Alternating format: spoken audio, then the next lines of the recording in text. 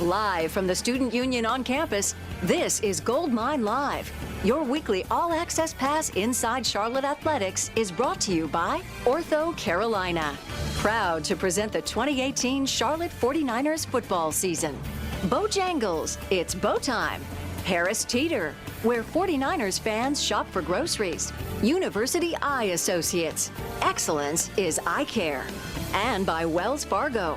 Charlotte 49er fans, show your pride with a customized Wells Fargo debit card. Stop by your nearest Wells Fargo or visit Wells Fargo Car Design Studio online to learn more. Now, here's your host, the voice of the 49ers, Matt Swearad. Hi, everybody. Welcome to Goldmine Live as we talk Niner football for the next 60 minutes. We're back on campus of the Student Union today. And, of course, we're joined by head coach Brad Lambert, Al Wallace with us. And, Coach, good to see you on this Monday. Hope you're doing well. I'm doing well. You keep me guessing on where we're going to do this show, though. I like it. We're in the press box, we're in the union. You keep me guessing. So. And since we are back in the Student Union, if any students, we started this a couple of weeks ago, any students may be interested in writing down a question for Coach Lambert and having it answered during the show, please do. Just jot it down to a piece of paper, and we will have that answered for you as the hour goes on. As we continue until 1 o'clock here today. So, Coach, we're coming off the first road game of the season, going up to Amherst, Massachusetts. Now we sit at 2-2. You always say you watch a tape and it's not always as good as you think or as bad as you think. What did you see when you went through that initial watch of the UMass game? Well, when you initially watch it, we didn't come out of the locker room ready to play. For whatever reason, we had a couple of guys go the wrong way on the kickoff, and guy got out on us. He's a pretty good player and was worried about that all week. We talked last week about special teams plays and big plays in those situations. And then, okay, we gave that up. Let's, regroup here and get going. Then, we have a bad snap on a punt. The guy takes a knee, and all of a sudden the defense was just in some really, really bad spots. But we talked to our defense about, we got to force field goals in those situations. So, coming out of the game, after the first quarter, the guys settled in and played pretty good. I will say this, after watching the tape, UMass's defense was flying around. Playing extremely hard, as was ours. I thought our defensive guys were really playing fast, and I thought UMass's guys were really playing fast and kind of overwhelmed our offense in the first quarter. And then they kind of settled down and said, okay, let's get this thing going. And we end up, putting some points on the board and making some yards, but it was too late by then. You have two pretty evenly matched teams, and you spot them 21 points in the first 3-4 minutes. It's hard to overcome that. And it was kind of one of those circle the wagon games for UMass. They'd come in with the 3 losses on the road. A lot of seniors in that team, and it was the first home game coming back. You knew if they were going to be ready, they would be, and they came out quick. Yeah, and that's what Coach Whipple and I actually talked about after the game. He talked about how different his team plays at home and on the road, and they, in fact, were a dangerous team because of that. They were backed in a corner, and they had lost 3 in a row and had to, come out and play well. And we probably went in a little overconfident, coming off ODU win. And, we went in a little bit too high, and they came in real desperate. So was not a recipe for good things for us. Coach, what kind of things do you do as a staff on the sideline to keep your poise and keep the kids calm? We're just trying to talk to them and calm them down and say, hey, look, boom, let's just figure this out. And you really try to keep everybody's composure, because you don't want to lose your composure in those situations. You just try to stay even keel. You never want to get too high and never get too low. And we try to just stay right there as a staff, and me especially, and try to calm everybody down and be that calming influence. And you don't want to get too high or too low in any situation. But that's really what you have to do. And just say, hey, let's just keep the same approach. It's one drive at a time, one play at a time, and try to claw our way back into this thing. And that's why I was taking timeouts right before the half. I was trying to get and we about got off the field, then we gave up the big play, and then we drove back. We got a big play and drove back down and kicked a field goal. So that's what I was trying to get accomplished without giving up points, but it didn't work out that way. Yeah, I thought after the game when Al and I were talking, maybe the changing point was that touchdown right before halftime, where you felt like you had a chance to get the ball back and maybe go down and score yourself. You did get the 3 later, but instead of just getting 7, you kind of flipped it and you're down 4. Yeah, we lost 4 there, and we were trying to gain some back and get a little momentum going into the half, and that was a big drive, and that's why I was using the timeouts on defense. I was trying to save the clock, and then the play got out on us. We got them a 3rd and long, and we jump off sides, and just this and that, and it was first trip for a lot of guys. Our quarterback, a lot of freshmen on the trip. Marquise Watts, you think about guys that having an impact in the game. And it was their first road trip on the road, and then all of a sudden it didn't go like we thought it would. And now freshmen's eyes get real big. They're like, wow, wasn't expecting this.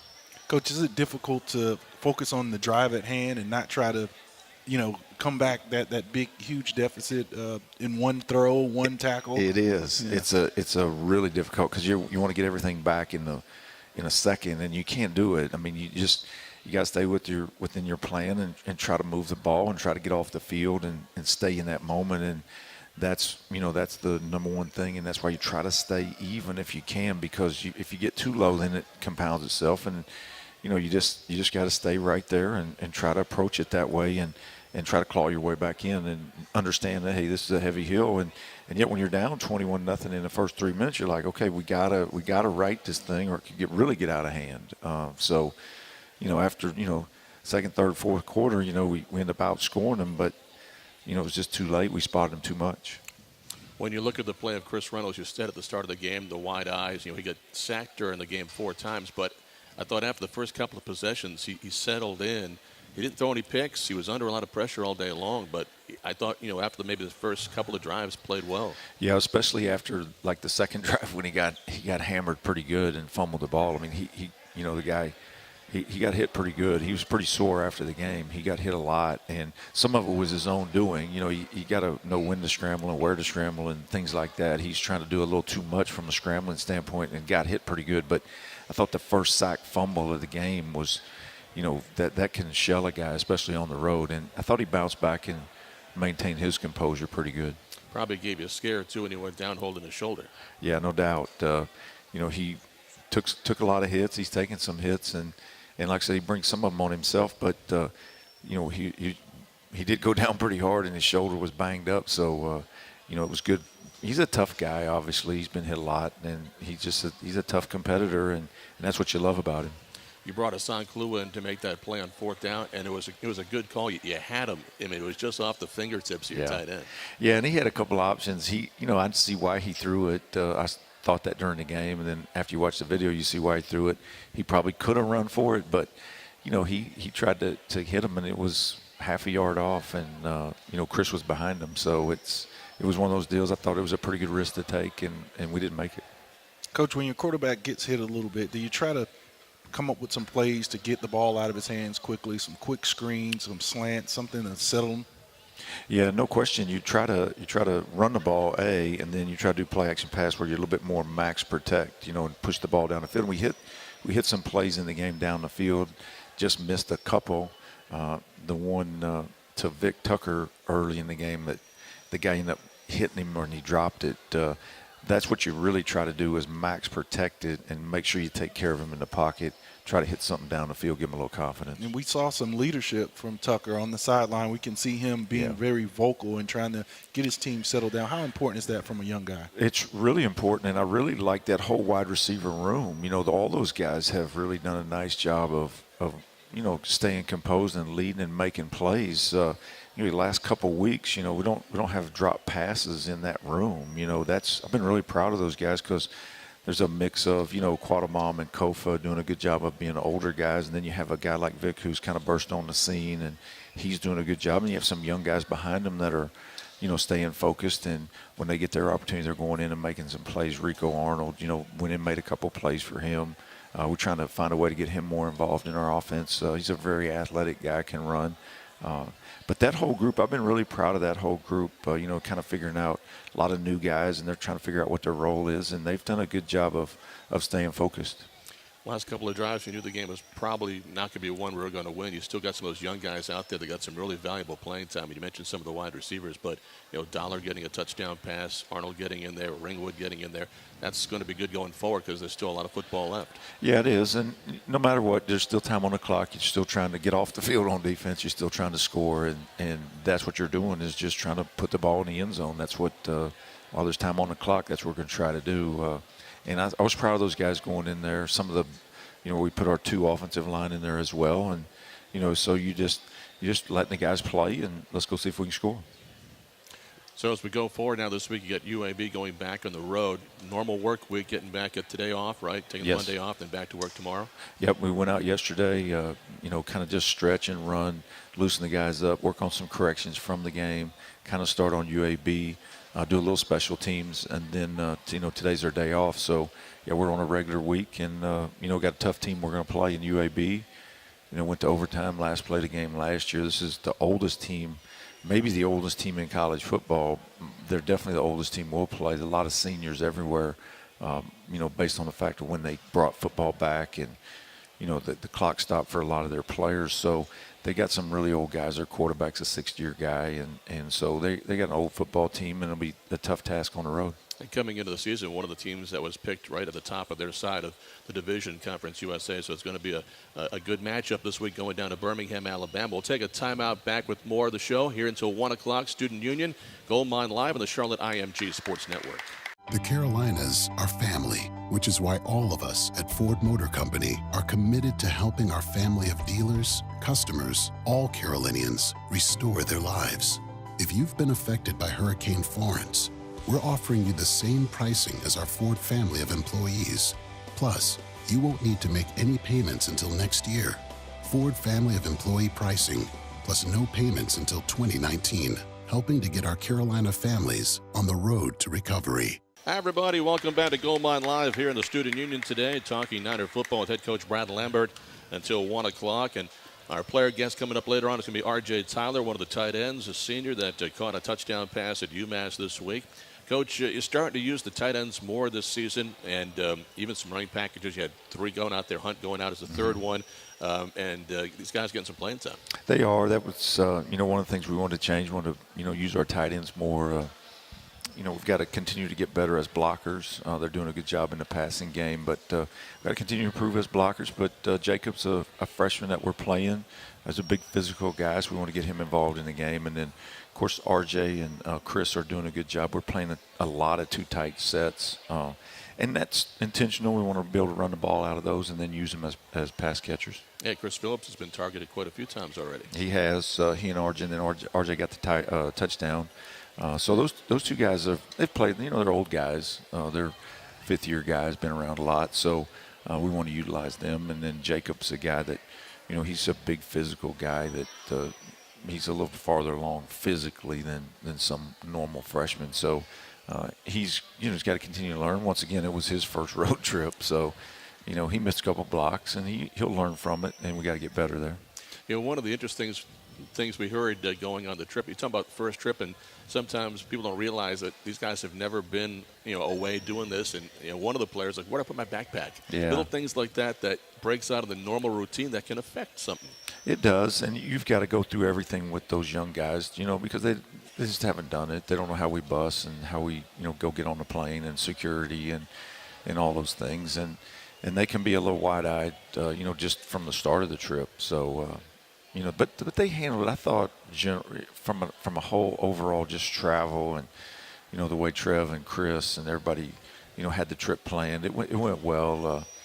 It's just we had to stay in Connecticut and played in Massachusetts. We did our walkthrough at another university. So I thought as a whole it went off pretty good timing and was good from that standpoint.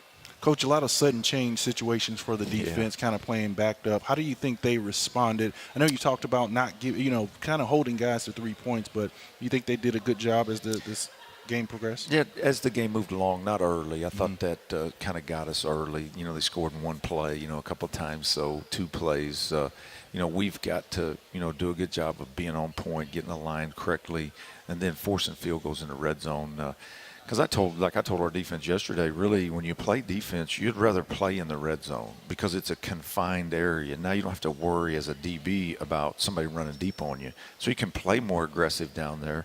You have to have a more aggressive mindset in the red zone defensively because it is your advantage. Everybody feels like their back's against a wall down there, but really you can play a lot more aggressive because the field is shrunk. And now that's why I think in the NFL, that's the difference in college and the NFL is the speed on defense in the NFL, it's hard to get the ball in the end zone in the red zone. That's why they force so many more field goals in the NFL, is because everybody's so fast, and it's hard to get the ball in the end zone in a confined area for an offense. I mean, that's why you spend time down there offensively, is trying to create ways to, find the pylons and get the ball to the pylons, because everything becomes horizontal for you. So defensively, you want to defend the pylons and you want to defend the post, because that's really your pressure points. But you got to take care of the edges of your defense, and we didn't do that in some spots early in the game. Yeah, is that caused by the pressure being brought on the outside, or just a little discipline in the defensive end position? Well, I think pressure. They really pressured us, our offense. They really tried to bring edge pressure on us and create some numbers advantages on the perimeter on the edge, and we got them a couple times on the stretch plays where, like, there was nobody out there, and we had a couple nice runs. I thought we should have, probably looking back, did that a little bit more, with the perimeter run away from the blitz. Sometimes you didn't know which way it was coming, and that can create a problem for you. But we had some good runs on the perimeter, and I think they did a good job defensively, bringing a lot of pressure on us. Is that something you can leave to Chris Reynolds to kind of decipher and check away from the run? No, not really. We try to freeze some. We're trying to check at the line, but he's looking to Coach Montgomery to try to get that information. And you're trying to, see which way they are coming. I thought they did a pretty good job of disguising which way they were coming. Have a guy up and that guy off, and then they would switch. But we hit them some, and we just gotta withstand it. But I think the biggest thing in that game to me was we call all special teams plays money downs, like we do on defense on third down. And, the two plays early in specials, we didn't react real well. Bad snap, take a knee, kickoff return. It's hard to spot people points and still be successful. Well, you had a lot of respect going in the game with Brighton Barr on defense for UMass. Coming out, probably more so. He was all over the place. He was, man. He played really well. When you watch the tape, man, that guy was all over, and he was playing fast too. He played like an All-American on Saturday. As I said in the opening, I thought their whole defense did. I thought they played really fast. They were playing real aggressive, real fast, throughout the first half of the game. And we were as well on defense, I thought. We just didn't make as many plays. I thought our guys were playing extremely hard. My hat's off to Timmy Horn. That guy played, he got like one drive that he didn't get a play. He had to play the whole day. And I thought Gimel and Anthony, they did some good things. We misaligned some at our safety positions, or things we got to work out. That's what we started working on yesterday. But their defense was flying around, and it took us a while to, kind of grasp that offensively and match that intensity. And, that's what I told the team after the game. Hey, look, whatever I did to get you ready, I've got to do a better job of that, and I will do that, moving forward. Let's talk a little bit about Victor Tucker and what he did. He had 130 yards receiving, which is a new freshman record, by 2 passing Austin Duke. And, Rogers on him defensively, he was blanketing him most of the day, and he was able to still find a way to get open and catch the football. Yeah, he's a pretty good separator, and Chris found him a couple times, and we could have hit him a couple more times, I thought. And they really, early in the game, I don't know if you guys remember, we threw the ball to him, and it got tipped, and they hit him, in my opinion, after the ball was gone, and they elevated. I thought it was a targeting call, and I think no different after I watched the video. And I wasn't sure he was going to get up. Like, when you watch a video, you're like, this guy might not get up from this. It was a pretty physical hit, and for him to, after that play early in the game, he just kept going, and I was really proud of him. He's doing a good job, and they rolled the coverage to him some, try to get a guy over the top of him with somebody in his face. So Vic did a good job of separating, getting open, and getting behind some people. And that play in the fourth quarter, 46-yard pass, he's in triple coverage. Perfectly thrown ball by Reynolds, but a great catch in traffic. Amazing catch. I mean, you're like, how did he come down with that? And then when you watch the tape, you're like, wow, what a catch. I mean, just a lot of traffic, and really, really did it. He just focuses on the ball. He separates and does a good job of focusing on the ball. Great hands. Yeah. And it's all about your eyes, your eyes and your hands when you're catching the ball. And usually drop passes are because guys look away. They start running before they finish the catch. And that's usually why you have a drop pass is, guys take their eyes off of it, or they'll let the ball into their body. They won't use their hands, extend their hands. And he does a good job of all that. Well, coming up next, R.J. Tyler. R.J. is here, so we're going to talk to R.J. coming up in just a moment. Niners tight end. He's our guest today. Coach, give you a break, but back with more in a moment on Gold Mine Live here from the Student Union. This is the Charlotte IMG Sports Network. The Carolinas are family, which is why all of us at Ford Motor Company are committed to helping our family of dealers, customers, all Carolinians, restore their lives. If you've been affected by Hurricane Florence, we're offering you the same pricing as our Ford family of employees. Plus, you won't need to make any payments until next year. Ford family of employee pricing, plus no payments until 2019, helping to get our Carolina families on the road to recovery. The Student Athlete of the Week, sponsored by Ortho Carolina, the official team physician of your Charlotte 49ers. This week's Ortho Carolina Student Athlete of the Week is Yumi Garcia. Garcia is a junior libero on the volleyball team from Brazil. She came into the 2018 season as the reigning libero of the year in Conference USA after setting a new school record with 617 digs last season. This season, Garcia leads Conference USA in digs, piling up more than 400 so far to anchor the Charlotte defense. Away from the court, Garcia is a psychology major, and her 4.0 GPA earned her a spot on the 2017 Conference USA All-Academic Team. Yumi Garcia, the Ortho Carolina Student Athlete of the Week. This has been the Ortho Carolina Student Athlete of the Week, brought to you by Ortho Carolina, the official team physician of your Charlotte 49ers. Hi, everybody. Welcome back to Gold Mine Live here today for the Student Union. And the Niners this week going down to Birmingham, Alabama. 7 o'clock kickoff from Legion Field against UAB. Well, our special guest today is senior tight end R.J. Tyler out of Wagner, South Carolina. R.J., great to see you. Hope you're doing well. Appreciate you having me on. So tell us about the touchdown catch you had this last week at UMass. You had a couple of catches, 34 yards, had one touchdown. That must have felt good. Yes, sir. Yes, sir. Coach Montgomery just did a good job kind of running the defense to sleep. You know, we'll run first team, so we just kind of pounding, and we came back with a play action. I was actually wide open in the back of the end zone, so kind of worked out nice for me. You got to be excited this year with the change in the offense and how you guys are being utilized more, not just blocking, but also coming out of the backfield and catching the ball. Yes, sir. I love it. I mean, every week we go in, coaches put a good game plan for us together, so we go out and try to execute it. I mean, we do a lot of blocking because, like I said, we're a run-heavy team. So that's why a lot of times in the game, our time of possession is way more than the other teams. But yeah, we involved in the run game a lot, and then that opens up the play action where a lot of times when we run it, we're wide open, and it's an easy target for Chris to hit us out in the flat. So you're running corner routes and stuff. So I love it.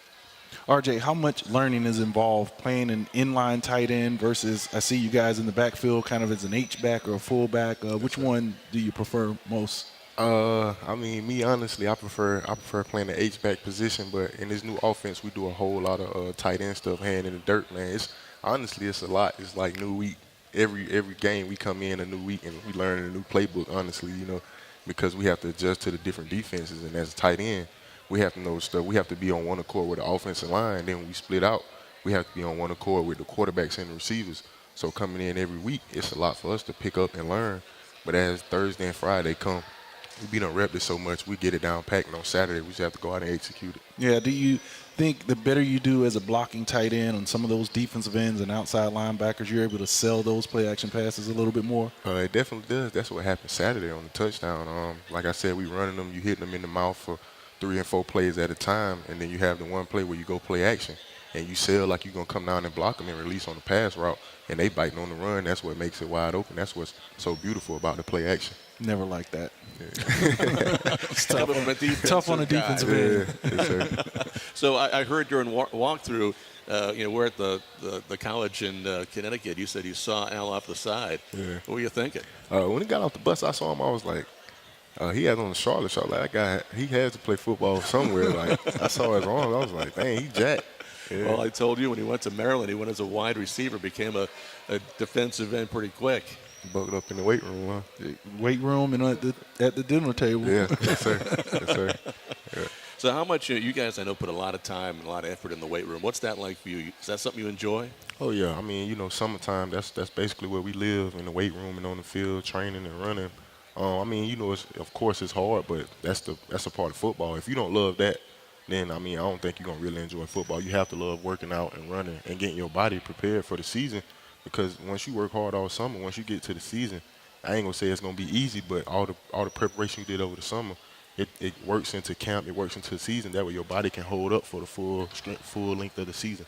Are you one of those guys that you just can't get enough football? So if you're not at the stadium working out or practicing, you're watching if it's on television or watching stuff in the film room? Oh, of course, watching extra film, just trying to get a bead on what the defense does. And like a couple weeks ago when we had the storm and we had to move our game to a Thursday, coach actually gave us. We had meetings that Saturday morning, and I was just kind of happy because I actually had a Saturday free where I can watch some football. I just honestly laid in bed and watched college football all day. I get a joy out of watching the game. You know, I love playing it, but I was like, man, I get to watch some football today. I was happy about that. Is there a player or two, maybe in the NFL, that you love to watch and you try to emulate a little bit? I ain't gonna say I try to emulate him, but I just love watching Travis Kelce, man. The type of passion he plays with, just going out every Sunday and battling. You know what you're gonna give him every Sunday. He gonna come out and give his whole heart on the field and just give it everything he got and try to come out with the win. I love watching that guy play. Now, if you love Travis Kelce, you got to love some of the moves that he has after the touchdowns. That he really loves the game, and he's really entertaining. Yeah. You got a little bit of that in you? I ain't gonna say. I'm gonna say I have a little bit in me, but I won't do it. I ain't trying to get no flag and have Coach Lambert on my back. Yeah. I was thinking once you catch touchdown 5 or 6, you might break it out maybe one time. I might do something, but I'm going to have to check in with Coach first, see what he say about that. So now you're going to go back on the road this week down to UAB, but it's a bigger game because it's a conference game. You guys sit right now 1-0 in Conference USA, and the team that you guys beat at our place last year, but they're going to be hungry. They're going to want payback. So what are you looking at going forward? Coach told us yesterday, this week it's all about laser focus. It's all about the inches. If we take care of the small things, the big things that handle themselves, all we can practice, we're going to have to focus on the small things. If you blocking this guy on this play, if you're supposed to be in this gap on defense or special teams, just execute all 3 phases of the game, offense, defense, special teams. We're going to lock in on that in practice this week and just make sure we take care of the small things. And then come Saturday when we go out and play and execute, the score will take care of itself. A lot of highs and lows so far this season. What have you learned about this football team? What have you learned about yourself? Really just going through it all, just everybody just staying level-headed and still working.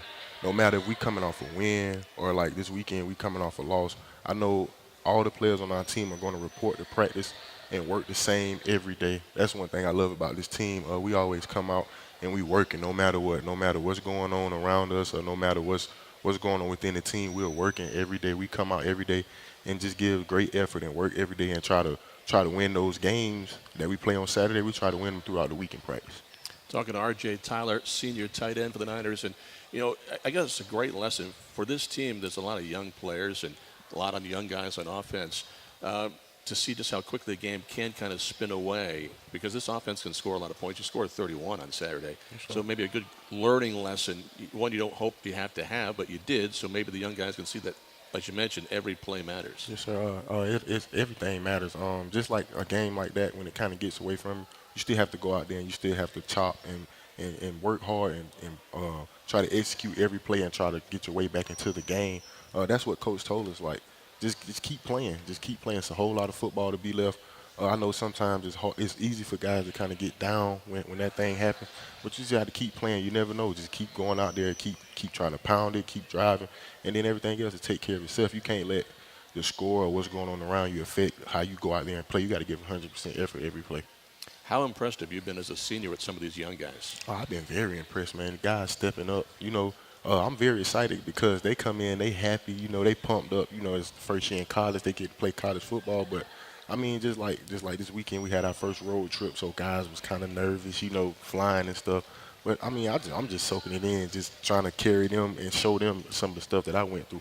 But I'm very excited. These guys are stepping up. They're playing a lot of minutes for us, so it's gonna benefit them in the long run. When I come back and watch them as seniors, they're gonna be like, hey, that guy, he kind of showed us the ropes. So I love it. RJ, tell us about your academics. I know you already have 1 degree under your belt, working on the second one here as a senior. That's really impressive on top of everything you got to do as a football player. It was tough at first, coming in. I kind of got, I ain't gonna say I got behind, but just kind of started slow, just trying to get acquainted to everything coming from where I come from. But just working hard every day, and like Coach said, if whatever you do in the classroom is gonna correlate to football. So I did everything I needed to do in the classroom, and I did everything I needed to do in the football. So last spring, I actually got my degree in psychology, and I had I redshirted, so of course I got another year left for football. So I was able to come back. Now I'm working on my second degree in sociology. So this coming next spring, I have 2 degrees. I'll be leaving with a psychology degree and a sociology degree.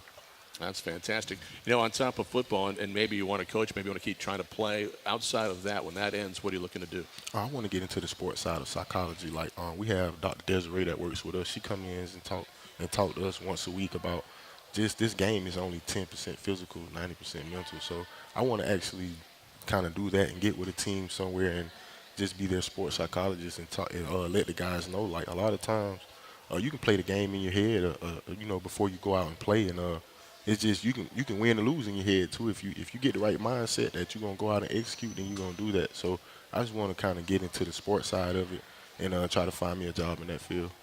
Sounds great. Hey, RJ, thanks so much. Really appreciate you taking some time Yes, on your sir. day off to come over Appreciate here and y'all. spend some time with us. Have a great rest of the season. Good luck this weekend, UAB. Thank you. That's RJ Tyler joining us here on Gold Mine Live. Back with more with head coach Brad Lambert coming up after this on the Charlotte IMG Sports Network.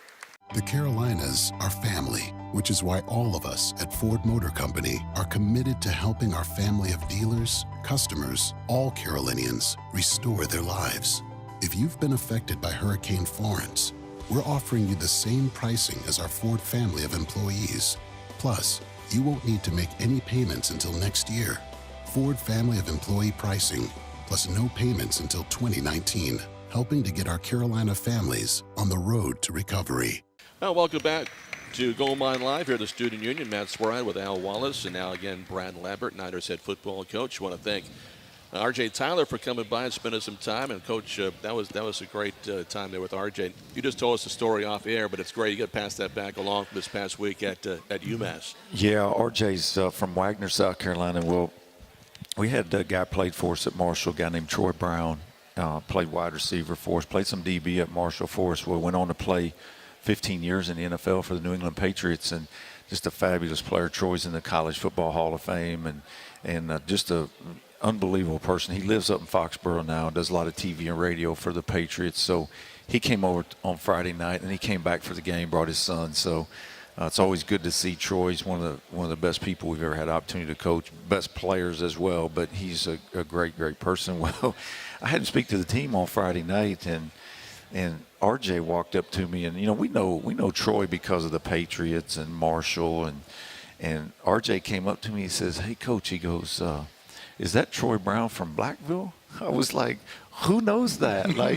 And he's from Wagner, South Carolina. So those guys don't like each other, right? They're the high school, But RJ was saying when you go to Blackville in the gym and play, that's everything in there is Troy Brown, and so that's how he knew him. Yes, that's how I know him. So it was just a funny moment for me because, here's this guy that's been in the NFL and won Super Bowls and. And it's just, but that's what he's known. RJ's he's from Blackville, Coach. That's a great story. Small town. That's awesome. It, man. And then, we saw Troy Brown in the lobby, and they would say, "Hey, there's Troy Brown." And Al has, flashbacks of the 03 Super Bowl. And he's like, "I don't want to see Troy Brown." That's right. Yeah, I think you met him. Yeah, we introduced you. I was trying to avoid him. He has some hardware, I think, mine. Right. That's right. I tell you what, he was one of the best things I learned from Jim Donnan was he always, if we had a really good player, kind of like we're doing with Chris Phillips, playing him on offense, playing him a little bit on third down. Well, he came to me when we were at Marshall, and Troy was the best player we had on offense, and he said, "Hey, I want you to use him in third down nickel situations." So we started using Troy as a DB. Well, then, when he got in the NFL, I think it was 04, 05, he actually played a whole year of DB for the Patriots. Yeah. And, just a versatile guy. And so it's just been a lot of fun to keep up with his career. And of course, he came down and spoke at Coach Ratliff's funeral when Coach Ratliff passed away. He and Phil were really close. They were on that 92 championship team, and Coach Durning was on there. So those guys are all really close. And that's the beautiful thing about football. You build those bonds and relationships, and they last for the rest of your life. And it's been really cool to keep up with Troy and have him, come to Charlotte and be around our guys. That's great. Another guy that we've not really talked about yet this season on the show, but I want to talk now because he's playing so well. And that's our own Larry Ogunjobi. And, boy, what he's doing, I watched him last Thursday night, and it was fun. He was getting after it. And the last play of the game, he was right in the quarterback's face. They got an interception, won the game. he's been one of the best in the NFL right now. That's what my two boys tell me. I don't get to see a lot of the NFL, but they're Cleveland Brown fans, man. They glued to Larry and what he's doing. And that Thursday night, that's what the boys were telling me. He was really playing at a high level and in the backfield, and it's always good to see. But he's, it doesn't surprise me about Larry. He's such a hard worker. He's got ability and he's been blessed. God's blessed him with a lot of talent, but he's got a great work ethic, and he really works hard at being the best player and best person he can be. That's for sure. And you mentioned, Coach Phil, how proud he'd be of Larry because what he kind of has overcome and become, not as just a player, but as a man. He is one of the best representatives who could ever hope for to come out of this school. Yeah, no question.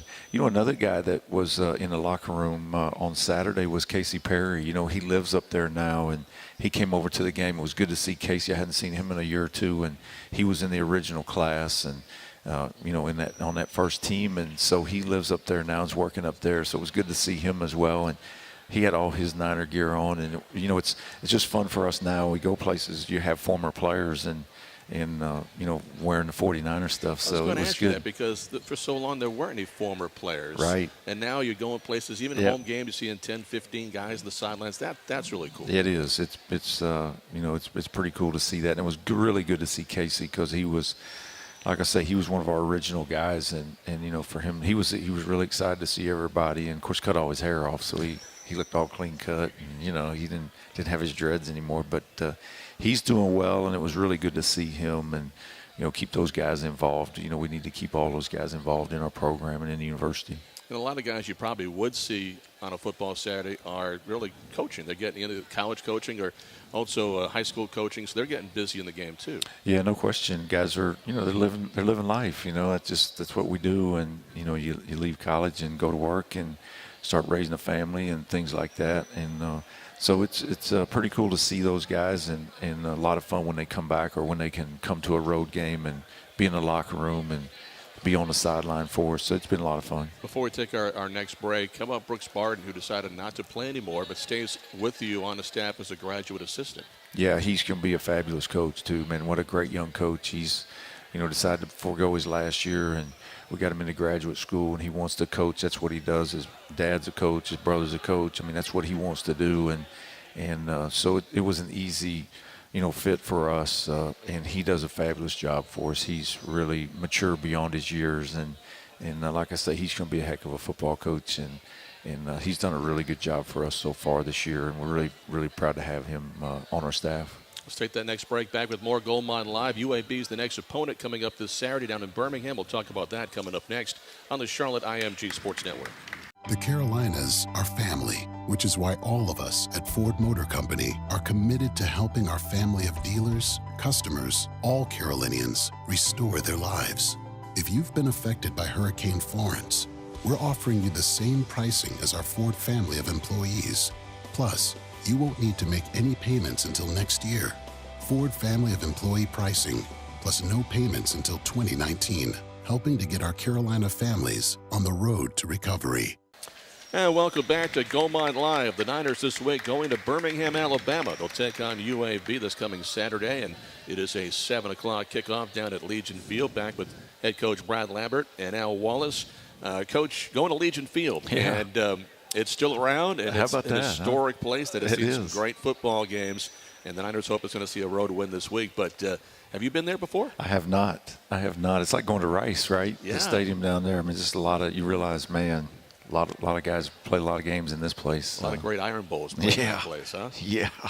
Now, UAB's trying to get a facility probably closer to campus, so they're still playing in this big place, but they're drawing better. And that's a football team. You got to tip your hat to Coach Clark and what they've done. That's really. He's done. That's a great job. Yeah, he's a heck of a football coach. He really does a good job, and he kind of rallied that whole school and that fan base, and they figured out that they really want football, and they've done a nice job committing to it, building their practice facility and weight rooms and things like that. And now they're working on building a new stadium. And once they get that finished, they'll be rocking and rolling. But still playing in a historic place. But he's done a good job. And they have an old football team. Really everything starts with their quarterback and their tailback.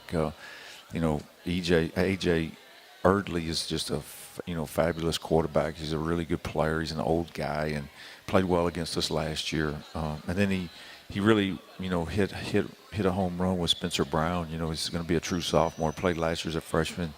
I think they're leading our league in rushing. They've rushed for 280 in every game so far this year. They want to be able to run the ball, and have done a good job of it. So it's a tough challenge for us. It's a big physical, offense that's going to come at us, and they want to run the ball and pound it. Spencer's such a big guy.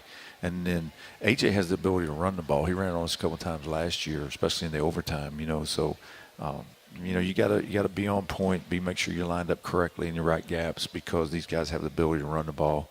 That's for sure. Coach, with some of the game planning that you all have started so far, do you see kind of a copycat situation where you received a whole bunch of pressure this past week up at UMass? Do you see teams kind of following that trend? I've thought that might be the case, but, that's really what App did to us. They brought a little bit more pressure. Well, then Old Dominion didn't, so they kind of just played their down four stuff. So it'll be interesting to see. They're pretty big up front. They didn't bring a ton of pressure on us last year, but it'll be interesting to see if they, try to bring some more pressure, when you get in that third down, that 3rd and 8 situation. Do they try to heat you up versus just, playing coverage? Everybody has their own philosophy, and we'll see once we get in the game. UAB right now 2-1. They had a bye week this last week, so they'll have a week of preparation going into this one. The one loss was on the road at Coastal Carolina. And that was interesting because a lot of folks didn't think Coastal would be too good this year, but they played awfully well in that game. Yeah, Coastal's kind of hot. They're playing well right now. They're kind of on a roll, and UAB got up on them. I think it was 20 or 21-7. They kind of got up, and then Coastal stormed back and ended up beating them pretty good. So that was kind of an outlier for me as well. I thought UAB would beat them. They beat them last year, but they got on the road down there. Coastal played well and made some plays, but it's tough to beat this team no matter where you're playing because of their age, and their size. I mean, they just they got good return guys in their return game. I mean, they do a really good job special teams wise. So you're gonna have to. They're going to be solid. They're going to be sound. You're going to have to go in there and be on point and not make mistakes to beat them. They're scoring a lot of points, too. 37 a game right now through 3, but a lot of that, a good chunk of it in the first half, getting on teams quick. Yeah, so come out of the gate pretty fast. Like I say, they got up on Coastal, Tulane. Of course, they won their first game real easy against Savannah State. They had them outmatched and kind of did whatever they wanted to do in that game. But, the Tulane win was a good win for them because I think Tulane's an improved football team. We saw them early in the year play Wake Forest, down to the wire. So I think Tulane's playing better. So that was a good win for them at home. And then we got to go there, and there'll be another factor. We beat them last year here in overtime. They thought they had the game won, and then, we made the first down. We get the score, and so there'll be plenty of motivation on their side. That's for sure. Coach, we saw part of the strategy you used against UMass was deferring to the second half and kicking off. Does that play a factor week to week? No, typically I like to defer so I get the ball in the second half. You like to have it coming out of the half, so that's really always the thought there. You want to, defer and that way you know what you got to do in the second half and you get the ball coming out of the half. That's typically the way I like to do it. Going back to the game this last week, the second possession we had a punt and our punter, Kyle Corbett, had his knee touch the ground. Is that one rule that drives you crazy where he was just trying to field the ball and he's probably not thinking, oh, my knee is on the ground. He's trying to make a play. And where in college football, your knee's down, the play's dead. What's funny about that is that's the rule. But, when you're holder on an extra point or a field goal, he can have his knee on the ground. He can set the ball and then run a fake. So my question is, what's the difference? Yeah. Right? So, why isn't he down? He's holding the ball, and you can sit there, let the kicker go through, and then he can get up and run. What's I don't know. So we just have some funny rules, but I just didn't like the snap. We got to snap it better, and he's got to just bend his knees, and, he can't put his knee down. It was a good call. I mean, the guy made a good call, and they reviewed it. And, when you watch it on video, his knee was on the ground. I mean, it wasn't like they missed it. But that was a huge play in the game because just from a momentum standpoint, you just one thing happens and the next thing happens and then there's a sack fumble and all of a sudden you look up and it's bang, bang, bang and you're like, okay, we got to, you're getting hit early in a boxing match. You take that right hook and you're like, we got to regather ourselves here and try to, like we talked earlier about, staying on that even keel and just getting back into the game one drive at a time here. And yeah. Well, let's get that last break in right now as we got a little bit more show left before the top of the hour. We'll take a break, come back for the final 5 or 6 minutes of Gold Mine Live with head coach Brad Lambert and the Charlotte IMG Sports Network. The Carolinas are family, which is why all of us at Ford Motor Company are committed to helping our family of dealers, customers, all Carolinians, restore their lives. If you've been affected by Hurricane Florence, we're offering you the same pricing as our Ford family of employees. Plus, you won't need to make any payments until next year. Ford family of employee pricing, plus no payments until 2019, helping to get our Carolina families on the road to recovery. Welcome back to Gold Mine Live. Last 5 minutes or so of the show here at the Student Union this week. The Niners taking on UAB, 7 o'clock on Saturday. Our pregame coverage in the booth starts at 6, and Bobby Rosinski has the extended hour that begins at 5 o'clock. So join us on Saturday on the Charlotte IMG Sports Network. Well, Coach, as we go into this game against UAB, we're going to have Nate Davis back. And that is a big guy to get back on the offensive line. There's a guy that we see Larry in the NFL, a guy that has a chance to keep getting in that direction. Yeah, I think so. He's a good prospect. There's been about every NFL team in the league's been through and wanting to see him and wanting to, talk about him and watch his video. They, of course, watched it all summer, but they want to see him play. So it'll be good if he get back for us to, he's one of our better players and have him back. We've missed him for 4 weeks, and so get him back going and should be a lot of, should help us a lot anyway. Yeah, how does what kind of differences can you see now with getting him back? Well, he's just so big and athletic, when you can utilize him and pulling him and things like that. He's just so athletic. He's been gifted. He's, for a big guy that's 305 pounds, he can really move. And he's an old guy. He's been here he's going in his 5th year, so he's older and he's big and athletic. And so it's got to be a huge help for us and a huge lift up front, on our offensive line. Chance also to get Tyler Fain back on defense. Still kind of a day-to-day thing with him, isn't it? Yeah, Tyler and Dan Trail, DT, we had to miss. We missed both those guys last week. Brian Wallace had to play in the game up at UMass. So we're kind of day-to-day on both those guys, see where they are. One's a shoulder, one's a knee. So they're just kind of day-to-day, see if we can get them back. And same with Evan Sheriffs. He's back out there throwing the ball now. So he's pain-free. And so hopefully we'll start to get some guys back as we move forward. Got the bye week next week. And for a guy like Evan, that's big if you don't have to play him on Saturday if he doesn't make the trip, to have him back, because it also frees up maybe some other things in the offense for St. Cloud. No question. He's, a guy that can add depth at the quarterback position, and now you can utilize Hassan in some different ways. So we'll see as we move forward. Like I say, he threw yesterday for the first time and was pain-free. We're trying to bring him along slow. We don't want to rush him back by any stretch. Coach, we talked about getting Nate Davis back. Is the communication kind of ramped up between he and the other guard and the center as far as protecting some of those A-gap blitzes? It is.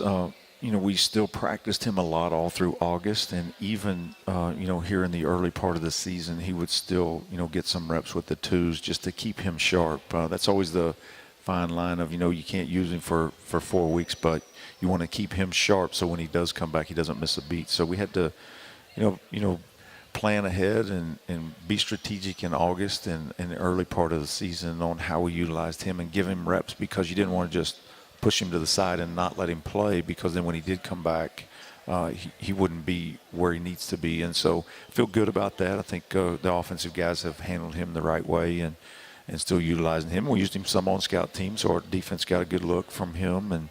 And so I think Nate's ready to play. Hopefully he'll go out and play well for us. Coach, we talked a little bit about this UAB running attack. How important is it with Timmy Horn playing as well as he has? Nick Martin's really stepped up also in the middle of that defense. I was really proud of Nick. He got his first start and significant playing time, and I thought he really did some good things. He's a guy that needs to come through for us, give you added depth on that D-line, and a guy that can go in and be productive. He's a really physical player. So this week's going to be critical with those guys, and then our end play, and then that interior piece, with Anthony and our other linebacker, why am I losing his Gimmel. Jeff. Yeah, Jeff. Those two guys are going to have to play really big for us in the middle of there because this guy's a big, fast running back. So we're going to have to be on point for sure.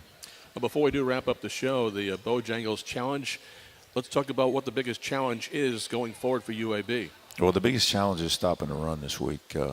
We've talked about it already, but, big physical offensive line, quarterback that's a veteran guy and can, utilize his legs and his ability to throw the ball, playing off of Spencer Brown. I think that's going to be the biggest challenge is, stopping their run game. And then, we've got to eliminate, big plays in the special teams. I think that's going to be huge for us trying to create one of those plays, but we can't. In our 2 losses, we've given up a touchdown, on special teams, and we can't do that and be successful. Oh, Coach, thanks so much. Enjoyed the show here today. You got a week off next week after the UAB game, so good luck against the Blazers. We'll see you again before the next home game, which I think is Western Kentucky in a couple of weeks. So enjoy the week off, and we'll see you soon. Okay, thanks, guys. We appreciate it. Hey, Coach Brad Lambert and Al Wallace. I'm Matt Swarad back in the studio today. Matt present. I want to also thank R.J. Tyler for stopping by during the show today. We'll see you from Birmingham, Alabama on Saturday. Pregame show at 6. So long, everybody.